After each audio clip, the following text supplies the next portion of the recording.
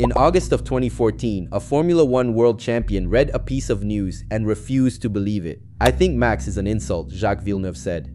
"Do Red Bull realize they are putting a child in Formula One?" 2 years later, another champion, Kimi Raikkonen, climbed out of his Ferrari at Spa and delivered a prophecy. "If I would not have braked, we would have had a massive accident, and I'm sure it will happen sooner or later if this doesn't change." The sport heard the words. The sport moved on. Then, on the 30th of October, 2016, in Mexico City, a 4-time world champion pressed his radio button and started screaming about a 19-year-old, and everything the paddock had been whispering for 2 seasons came pouring out on live television. His name was Sebastian Vettel, and buried inside that scream was the clearest warning anyone would ever give about Max Verstappen. So what exactly did Vettel see, and why did a sport that heard every word of it choose not to listen? That is exactly what we are here to find out. The warning did not begin with Vettel, it began with a press release. On the 18th of August 2014, Toro Rosso announced its driver for the following season. Max Verstappen, son of the former Grand Prix driver Jos Verstappen. He was 16 years old. He did not yet hold a road driving license. He would be allowed to race the fastest cars on Earth before he was legally allowed to drive himself to the circuit. The reaction was not curiosity, it was revolt. Villeneuve called the promotion the worst thing ever for Formula One. Mika Hakkinen, twice a world champion, said the risk in Formula One was too high for learning on the job. Up and down the paddock, men who had given their lives to this sport said the same thing in different words.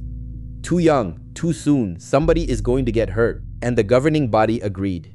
Before Verstappen had finished a single season, the FIA rewrote its super license rules, raising the minimum age to 18 and demanding years of proven results before anyone could touch a Formula One car again. Max Verstappen slipped through the closing door. In March of 2015, in Australia, he started a Grand Prix at 17 years and 166 days old, the youngest driver in the history of Formula One. Because of the rule written behind him, that record can never be broken. Read that again. The sport was so alarmed by his arrival that it made his arrival illegal. It was the first time Formula One changed its laws because of Max Verstappen. It would not be the last. Here is the part of the story that does not fit. The boy they called too young was not surviving in Formula One. He was dismantling it. In May of 2016, Red Bull promoted him to its senior team, and in his very first race for them, in Spain, he won. He was 18 years and 228 days old, the youngest Grand Prix winner of all time. That record still stands today. Nobody argued with the speed. The argument was about the method. To understand the warning, you have to understand one unwritten law. When 2 cars arrive at a corner at 300 kilometers per hour, the defending driver chooses his line before the braking zone, and then that line is sacred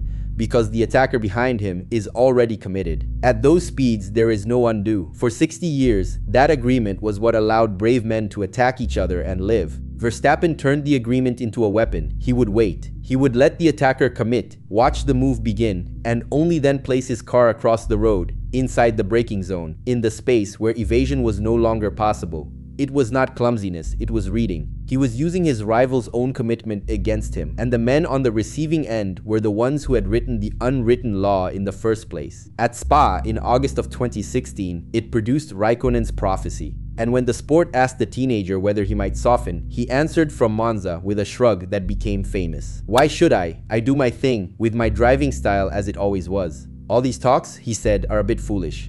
The old guard now knew 2 things at once. The kid was fast enough to beat every one of them, and the kid was not going to change. Which left only one place to take the problem, to the man who wrote the rules. His name was Charlie Whiting, and he had been the race director of Formula One for close to 2 decades.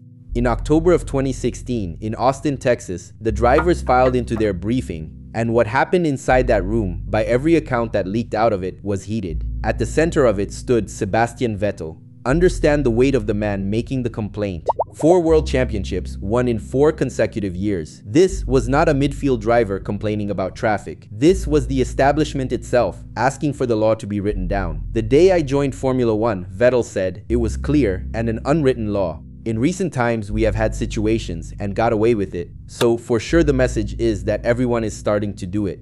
Therefore, I think it is a good action to look into these things." Whiting agreed. That weekend, a note went out to every team, and it reads like a sentence drafted by men who had watched too many near misses. Any change of direction under braking, which results in another driver having to take evasive action, will be considered abnormal, and hence potentially dangerous to other drivers. The paddock did not call it a directive. The paddock gave it a name, the Verstappen rule. Think about what that means. The sport did not write a rule for a generation. It wrote a rule for one teenager. For the second time in 2 years, Formula One had rewritten itself around one driver, and this time the sport believed the problem was solved. The new rule claimed its first victim 2 weeks later, in Mexico City. It was not Max Verstappen. 3 stories tell you what happened next. The first one you already heard begin. Mexico City, the 30th of October, 2016, 3 laps from the end. Verstappen, defending third place from Vettel, locks his brakes into turn 1, skips across the grass, and keeps the position anyway. Behind him, Vettel detonates. "Move!" he screamed, "move!" Then came a word television had to censor, and a question that outlived the season. "Am I the only one, or are you not seeing what I am seeing?" Then he sent the most infamous radio message of his generation. You know what? Here is the message to Charlie. The rest of it cannot be repeated here. But while he was still screaming, Daniel Ricciardo was attacking him into turn 4,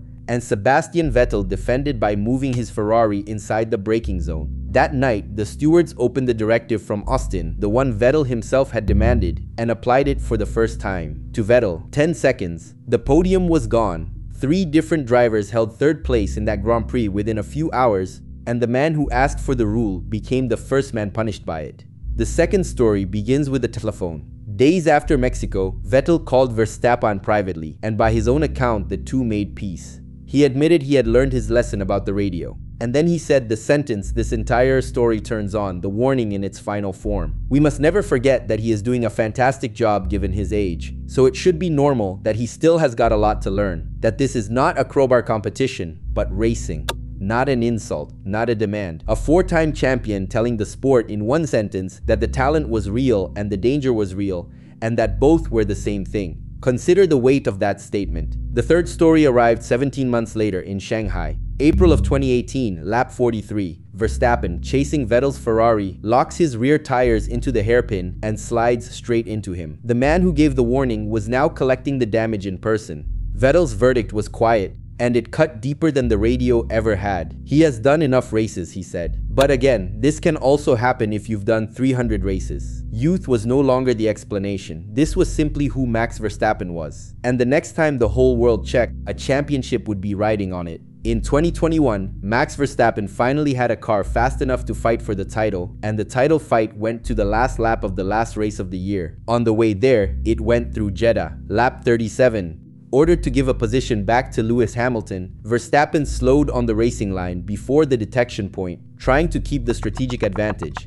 Hamilton, never told the position was coming, ran into the back of him. The stewards pulled the telemetry, 69 bar of brake pressure, a deceleration of 2.4 G. They called the braking erratic, sudden, and significant. Hamilton's own description was harder. He said he had been brake tested at racing speed by the man fighting him for the world championship. 10 more seconds of penalties, 2 more points on the license. And 6 days later, Max Verstappen was champion of the world. Read those 2 sentences again, because they are the entire warning come true at once. The most dangerous driving of the season and the crown of the season in the same month from the same man. Everything Vettel had tried to tell the sport in 2016 was now on display at the highest stakes the sport can offer.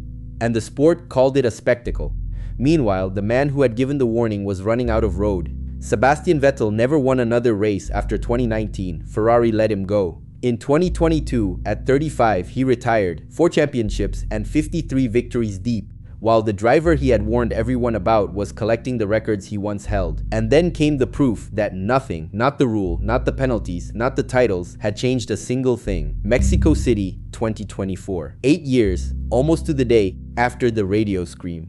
Fighting Lando Norris for the championship, Verstappen forced him off the road twice in 1 lap and collected 20 seconds of penalties in a single afternoon. Dangerous, said Norris on the radio. The same word. The same corner of the calendar. A different generation saying it.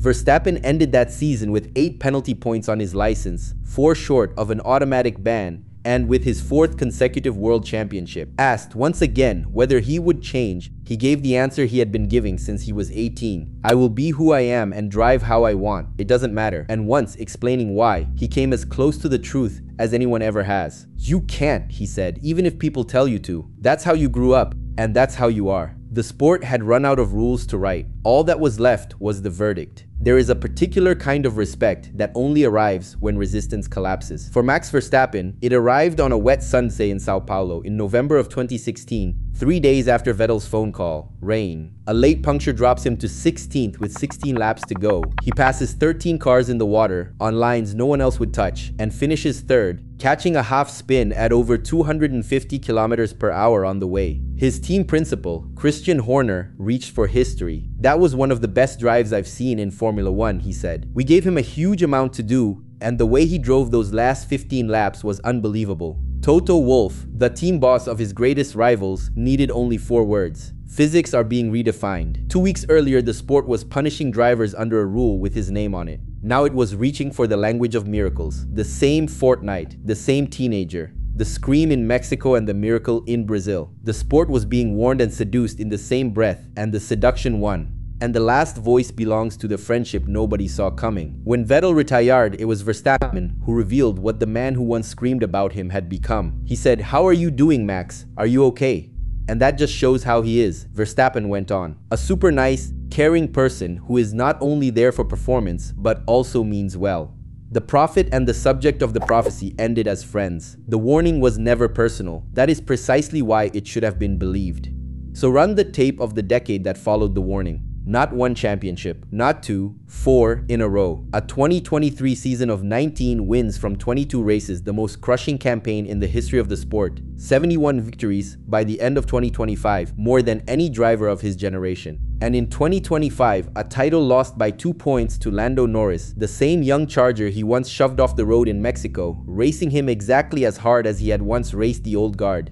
The sport, meanwhile, kept doing the only thing it knew how to do. It rewrote the guidelines again. So the question this story opened with can be answered. Nobody listened to Sebastian Vettel because listening was impossible. The recklessness and the genius were not two problems, one to keep and one to fix. They were one thing, welded together in a boy who was taught that a racing driver never leaves room. And the sport could not have the titles, the records, and the sold-out grandstands without the 69 bar of brake pressure that came with them. Formula One did not ignore the warning. It priced it in. Sebastian Vettel was never eyeing to stop Max Verstappen. He was telling us that nobody could. If the grid's forgotten warnings deserve to be remembered, subscribe and follow this channel because every week another legend story is told from the record. And leave a comment with your verdict. Was Vettel right to warn us, or was Max right to never change? Somewhere on a starting grid years from now, another 16-year-old will be announced, another champion will reach for his radio, and the oldest warning in racing will be given again, in the certainty that nobody will listen.